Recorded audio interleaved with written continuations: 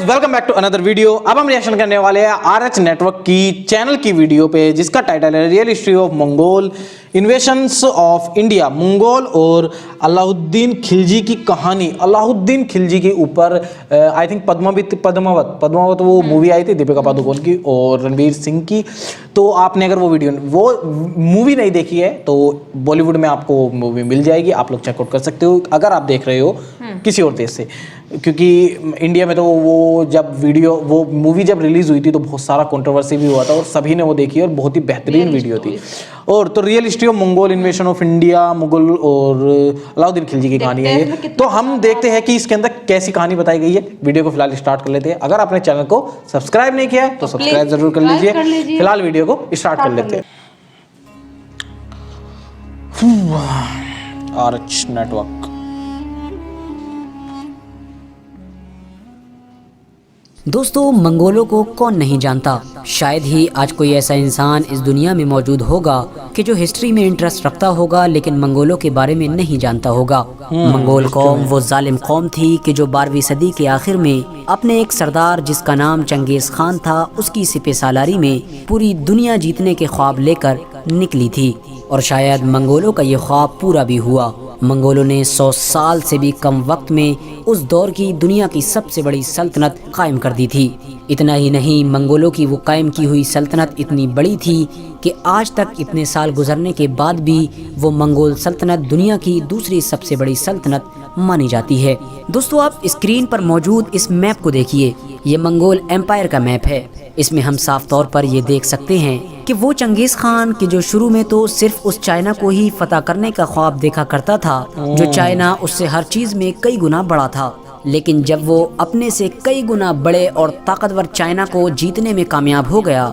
तो उसके हौसले इतने ज्यादा बुलंद हो गए कि वो चाइना से सीधा यूरोप की तरफ निकल पड़ा और रास्ता में आने वाले हर शहर को फतह करता चला गया, हर शहर में तबाही मचाता चला गया। और फिर कुछ वक्त के बाद आखिरकार वो दिन भी आ गया कि जब चंगेज खान और उसकी औलादों की मेहनत की वजह से उसकी ये सल्तनत चाइना से लेकर यूरोप तक फैल गई। यानी आसान लफ्जों में कहें तो आधी दुनिया पर इनका राज हो गया था। और ये सब कुछ मुमकिन हो पाया था इनकी जंगली और जालिम किस्म की फौज की वजह से। इसकी फौज इतनी जालिम थी कि वो जिस इलाके को भी जीत लिया करती थी उस इलाके में भरपूर तबाही मचा दिया करती थी। शहर को आग लगा दी जाती थी। शहर में रहने वाले किसी भी इंसान को नहीं बख्शा जाता था। यहाँ तक कि बच्चे, बूढ़े, औरतों पर भी ये लोग रहम नहीं किया करते थे। बल्कि हैरानी की बात तो ये थी कि ये जीते गए इलाके के जानवरों तक को नहीं बख्शते थे और उस इलाके के सारे खेतों, सारी हरियालियों में आग लगा दिया करते थे। यानी ये लोग किसी भी शहर को इस मकसद से नहीं जीता करते थे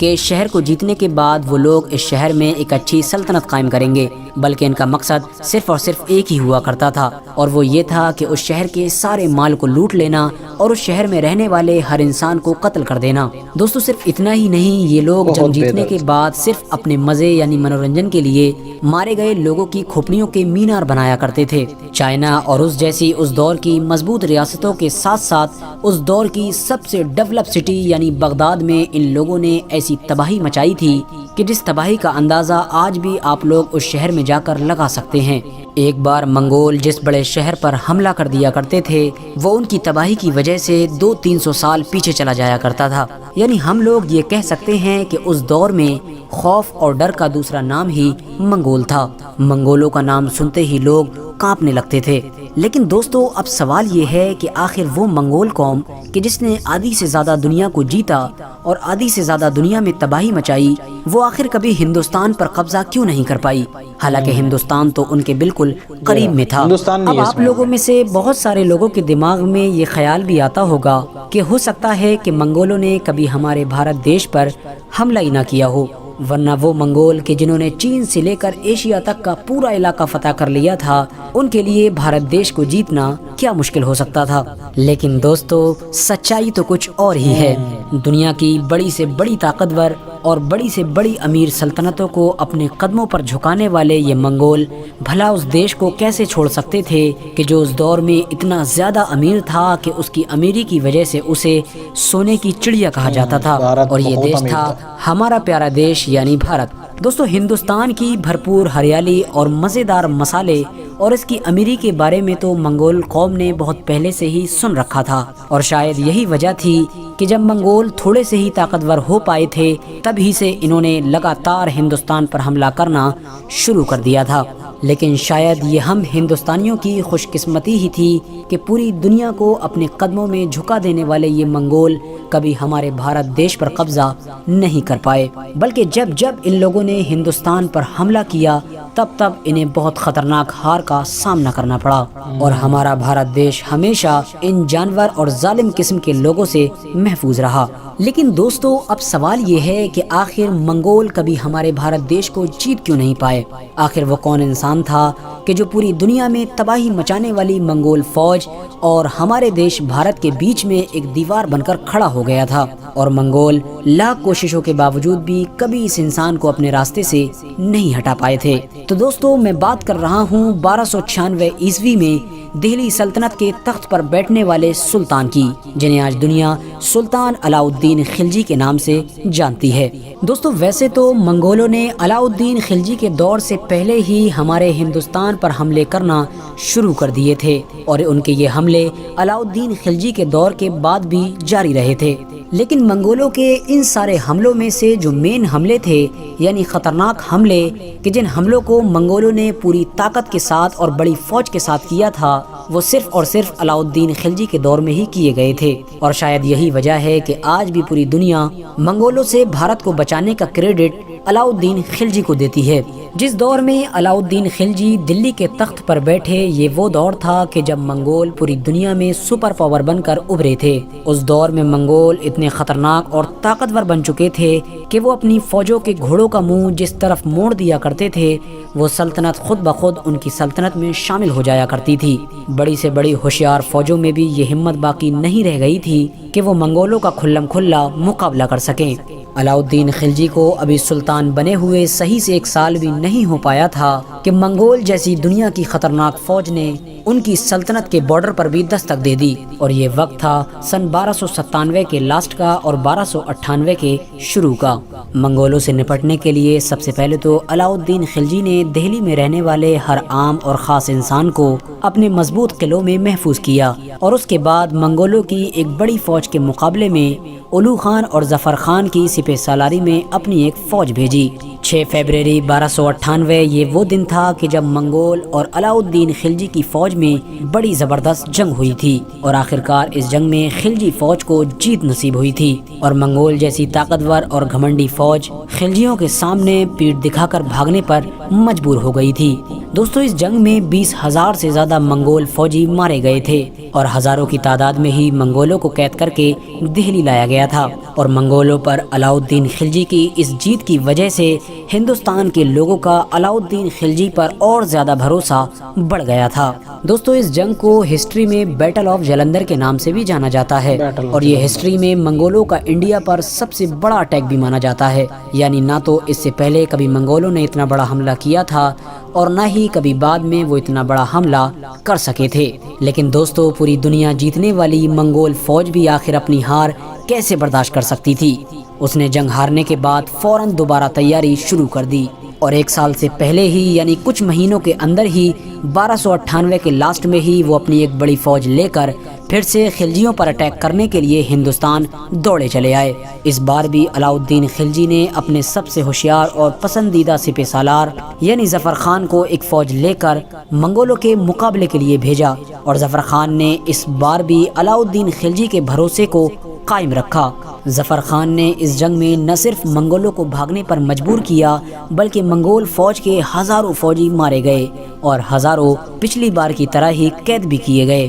لیکن شاید گھمنڈی اور طاقتور منگول فوج نے بھی یہ سوچ رکھا تھا کہ وہ ہندوستان کو جیتے بغیر چین سے نہیں بیٹھے گی، اور شاید یہی وجہ تھی کہ وہ دوسری جنگ ہارنے کے بعد بھی صرف کچھ ہی مہینے کے اندر یعنی 1 سال سے بھی پہلے تیسرا اٹیک کرنے کے لیے ہندوستان میں گھستے چلے آئے، لیکن اس بار علاؤالدین خلجی کے لیے حالات شاید اتنے اچھے نہیں تھے، کیونکہ علاؤالدین خلجی کی فوج اس کی سلطنت میں الگ الگ حصوں میں بٹی ہوئی تھی، اور شاید یہی وجہ تھی کہ علاؤالدین خلجی نے اپنے کمانڈر یعنی سپہ سالار ظفر خان کو یہ حکم جاری کیا تھا کہ جب تک میرا حکم تمہیں نہ ملے جب تک تم منگولوں پر اٹیک نہ کرنا، کیونکہ علاؤالدین خلجی سمجھ چکے تھے کہ اس وقت منگولوں سے لڑنے کی بجائے انہیں صرف روکے رکھنا ہی بہتر ہوگا۔ لیکن ظفر خان نے علاؤالدین خلجی کی بات کو نظر انداز کرتے ہوئے منگول فوج پر حملہ کر دیا۔ ظفر خان کا یہ حملہ اتنا زبردست تھا کہ کچھ گھنٹوں کے اندر ہی 5000 سے زیادہ منگول فوجی مارے گئے اور سینکڑوں فوجی قیدی بھی کر لیے گئے،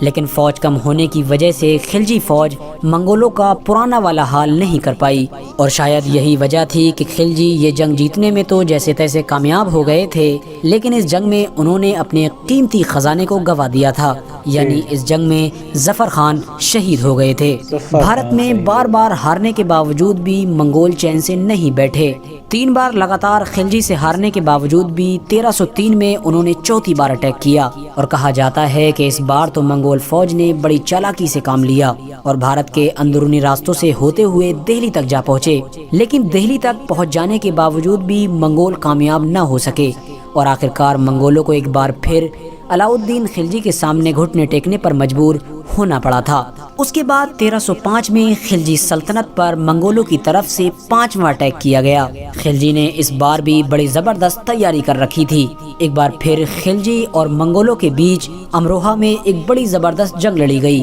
اور اس جنگ میں بھی ہمیشہ کی طرح منگولوں کو ہار کا سامنا ہی کرنا پڑا۔ یعنی کل ملا کر ہم یہ کہہ سکتے ہیں کہ علاؤالدین خلجی کے دور میں منگولوں نے ہندوستان پر قبضہ کرنے کی بھرپور کوشش کی تھی، لیکن وہ ہر بار ہی ناکام ہوئے تھے۔ یعنی ہمارے بھارت دیش کو منگولوں سے ہمیشہ محفوظ رکھنے کا کریڈٹ صرف اور صرف سلطان علاؤالدین خلجی کو ہی جاتا ہے، مگر افسوس آج کے دور میں کچھ فرضی کہانی اور موویز کے ذریعے سے اس بہادر اور ہوشیار اور عظیم الشان سلطان کو ایک عیاش اور قاتل بادشاہ کے طور پر دکھانے کی کوشش کی جاتی ہے، اور بدقسمتی سے کچھ لوگ ان لوگوں کے بہکاوے میں بھی آ جاتے ہیں۔ ایسے لوگوں سے میری ریکویسٹ ہے کہ وہ لوگ موویز کی بجائے ہسٹری کی پرانی سے پرانی بکس پڑھنے کی کوشش کریں۔ فی الحال دوستو آج کی اپنی ویڈیو کو ہم یہی اوکے لاسٹ میں انہوں نے بولا ہے کہ مووی جیسا پدماوت، میں نے کہا پدماوت کے خصوصی سین لیے گئے ہیں کہ اس کے ذریعے کچھ غلط، ویسے یہ بھی مجھے لگ رہا ہے کہ یہ مووی بھی ہسٹری میں سے لی گئی ہوگی۔ پہلے وہ ٹھیک ہے کہ کسی حملے کو روکنا اور دیش کو محفوظ رکھنا، یہ ٹھیک ہے، لیکن عیاس اور قاتل وہ الگ چیز ہے، جیسے کہ پدماوتی پہ وہ بھی ایک ایکچوئل ہسٹری ہوگی، کیونکہ اتنی بڑی کہانی تو کوئی خود سے نہیں بنا سکتا نا، وہ ہسٹری ہوگی۔ اور یہ ویڈیو اچھی تھی کہ ان منگولوں نے 5 بار اٹیک کیا، لیکن 5 بار وہ ہار گئے۔ اور پر میں نے خلجی اس میں جیسے کہ بتایا گیا ہے، خلجی نے تو ایک بھی بار لڑائی نہیں کی، ان کے جو سپاہی تھے سپہ سالار، وہ جو مین تھے جن کا انہوں نے نام کیا ظفر، انہوں نے ہر بار لڑائی کی اور وہ ہر بار جیتے، اور چوتھی میں وہ شہید بھی ہو گئے تھے، تو وہ والا سین تھا۔ باقی پر آپ یہ سچ ہے کہ آپ یہ نہیں کہہ سکتے کہ مووی میں جو دکھایا گیا ہے پدماوت جو اس میں سین لیں، اور جو انہوں نے لاسٹ میں بولا ہے کہ کچھ مووی کے ذریعے غلط چیزیں دکھائی جا رہی ہے، وہ بھی غلط نہیں ہوگا یار، ہسٹری میں سے لیا ہوگا وہ بھی، تو وہ بھی مجھے صحیح لگتا ہے، اور جو بھی دکھایا گیا ہے بہت اچھا، اور یہ والا بھی اچھا تھا۔ باقی جو ہمیں لگا ہم نے بتا دیا یار، اور ویڈیو بہت اچھی تھی ایز اے ہسٹری اگر ہم دیکھیں، کیونکہ جو پہلے ہوا ہے وہ کسی نے وہاں پہ رہ کے تو دیکھا نہیں ہے، جو لکھا ہوا ہے اسی پہ سب چیز ہوتی ہے، چاہے یہ ویڈیو ہو یا وہ مووی ہو، سب ایسے بناتے ہیں، سب ہسٹری میں سے لیتے ہیں۔ تو ویڈیو ہمیں بہت اچھی لگی، آپ کو بتائیے آپ کو کیسی لگی، اینڈ ملتے ہیں آپ سے اس طرح کی پھر نیکسٹ ویڈیو میں۔ آپ سبسکرائب کیجیے، شیئر کیجیے، لائک کیجیے، کمنٹ کیجیے۔ Thank you for watching this video, tata bye bye and take care.